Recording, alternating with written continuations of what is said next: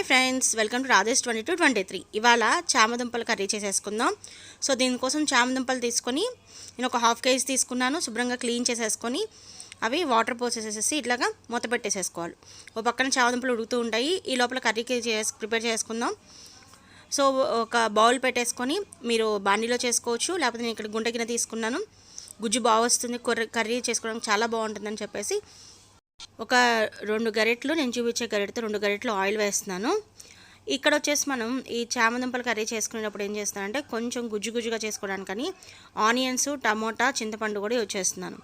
So ఒక large size ఒక onion తీసుకొని నిలువుచిలుగా కట్ చేసుకోవాలి. కట్ చేసేసుకొని మనం ఈ ఆయిల్ ఉంది కదా, ఆయిల్లో వేసేసుకోవాలి కట్ చేసుకొని. అలాగే తిరగమాత గింజలు, ఎండుమిర్చి, ధనియాలు, జీలకర్ర, ఆవాలు, కరివేపాకు అన్నీ వేసేసేసి పచ్చెనపప్పు, మనం ఏవైతే పోపు దినుసులు యూజ్ చేస్తామో ఆ పోపు దినుసులు అన్నీ వేసేసేసి వేగనివ్వాలి. సో ఆనియన్స్ బ్రౌన్ కలర్లోకి వచ్చేంత వరకు వేగనివ్వాలి, ఎందుకంటే అలా వస్తేనే మనకు గుజ్జు బాగా వస్తుంది. సో మధ్యలో మీడియం ఫ్లేమ్లో పెట్టుకొని అలా వేయించుకుంటూ ఉండాలి. ఇక్కడ నేను టమాటా కూడా యాడ్ చేస్తానండి, చింతపండుతో పాటు టమాటా కూడా యాడ్ చేస్తాను. ఒక పెద్ద సైజు టమాటా ఒకటి తీసుకొని దాన్ని నిలువు చీలికగా కట్ చేసుకోవాలి. ఒకటి చాలు, ఎందుకంటే చింతపండు కూడా తీసుకుంటాం కాబట్టి. ఇక్కడ చింతపండు చూడండి కొంచెమే తీసుకున్నాను, చిన్న నిమ్మకాయ సైజ్ అంతా చింతపండు తీసుకొని హాట్ వాటర్లో పక్కన నానబెట్టేసుకున్నాను. చింతపండు యాడ్ చేస్తున్నాము, టమాటా యాడ్ చేస్తున్నాం కాబట్టి ఎక్కువ అవసరం లేదు. సో ఈ లోపల చూడండి బాయిల్ అయిపోయినాయి మనకు చక్కగా దుంప. సో ఆ దుంపను పక్కన పెట్టేసుకొని చెక్కు తీసేసి పక్కన పెట్టేసుకుంటాను దుంప విడిగా. ఈ లోపల చూడండి ఆనియన్ కొంచెం బ్రౌన్ కలర్లోకి మారిన వెంటనే 2 పచ్చిమిర్చి వేసాను. అలాగే టమాటా కట్ చేసుకున్న టమాటా ఉంది కదా, టమాటా కూడా వేసేసి మీడియం ఫ్లేమ్లోనే పెట్టుకోండి, సెగబెంచొద్దు, మాడిపోతుంది. సో మీడియం ఫ్లేమ్లో పెట్టి గడితో కదుపుతూ మనం మూత పెట్టేసుకోవాలి. చామదుంపలు అనేవి ఆరోగ్యానికి చాలా చాలా మంచిదండి. ఇక్కడ చూడండి మధ్యలో ఒకసారి చూడండి వేగిన తర్వాత సో ఇప్పుడు దుంపలు వేసేసుకోవాలి. దుంపలు వేసేసుకొని దుంపల్లోకి కారము, సాల్ట్ 2 టేబుల్ స్పూన్ కారం వేసుకున్నాను, ఎందుకంటే 2 మిర్చి వేసాను కదా. సో కారం కూడా వేసుకొని మనం కదుపుకోవాలి. చామదుంపలు అనేవి మనకు బ్లడ్ సర్క్యులేషన్ ఇంప్రూవ్ చేస్తాయి, స్కిన్ హెల్త్ ఇంప్రూవ్ చేస్తుంది, డైజెస్టివ్ సిస్టమ్ ఇంప్రూవ్ చేస్తాయి. చాలామందికి డౌట్ ఉంటుంది చామదుంపలు షుగర్ ఉన్న వాళ్ళు తినచ్చా లేదా అని. షుగర్ ఉన్న వాళ్ళు కూడా చామదుంపలు తినచ్చు, షుగర్ కంట్రోల్ కూడా ఉపయోగపడుతుంది. ఇక్కడ చూడండి నేను కారం యాడ్ చేస్తున్నాను.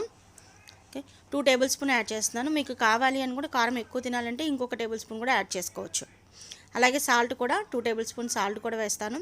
వేసేసి మొత్తం కదిపించుకోవాలి. చూడండి మొత్తం ముక్కలకు పడేటట్టుగా కదిపించుకోవాలి. ఈ షుగర్ కంట్రోల్కి చామదుంపలు అనేవి చాలా ఫైబర్ కంటెంట్ ఉంటాయండి, ఐరన్, జింకు అన్నీ ఉంటాయి దీంట్లో. సో ఫైబర్ కంటెంట్ ఉండడం వల్ల ఏమవుతుందంటే మనకు షుగర్ ఉన్న వాళ్ళకి షుగర్ కంట్రోల్లో ఉంటుంది. కాబట్టి చామదుంపలు తినచ్చు, షుగర్ ఉన్న వాళ్ళు కూడా తినచ్చు. ఇక్కడ చూడండి నానబెట్టుకుని చింతపండు ఉంది కదా, ఆ గుజ్జు చేసి నానబెట్టిన చింతపండు గుజ్జు దాంట్లో పోసేస్తున్నాను.